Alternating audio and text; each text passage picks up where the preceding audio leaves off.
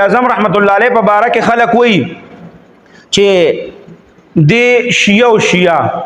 نو یاد ساتئ ګورئ د شیعه نو مخکې چې د ارث مسلکو د قاضي اعظم رحمت الله علیه مسلک چې ارثو خو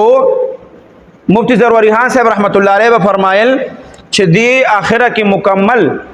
مکمل صحیح مسلمان شوی او بیا به پکې فرمایل چې مکمل دیوبندی مسلمانو او دا غیب اغي دلیل هم پیش کو څه دلیل به پیش کو وی دلیل دا دلیل خلک خوې چې دا شیعه دي کنه او شیعه صحابه سره بغض ساتي وی دی شیعه ځکه نو چې کله دی وفات کېده نو وصیت وکړه وصیت چې زما جنازه چې کم دنو هغه مولانا شبیر احمد عثماني رحمت الله علیه پڑھاوي نو مفتی ضروري خان صاحب رحمت الله علیه فرمایل چې کله وې چې مولانا شبیر احمد عثماني رحمت الله علیه نو هغه د دیوبند یو عالم یاد کو او اخره کې هغه عثماني او د حضرت عثمان رضی الله تعالی عنہ د خاندان نو صحابه کرام سره داغه بغض نو هغه بیا صحیح داغه عقیده صحیح او هغه صحیح مسلمانو په اخره کې او مونږ زیارت ته تلو تبلیغی تشکیل کې مونږ کم ځای کې چې داغه اخیری د بیماری غروزه تیرې کړې وي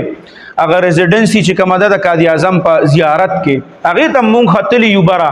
او مخکې به زمونږ په پیسو باندې د هغه تصویر هم راته اوس په دې کې هم خلک په شک کې دي چې د دومره بهترین ځایونه زمونږ په پاکستان کې نږدې لکه مری شو کالام شو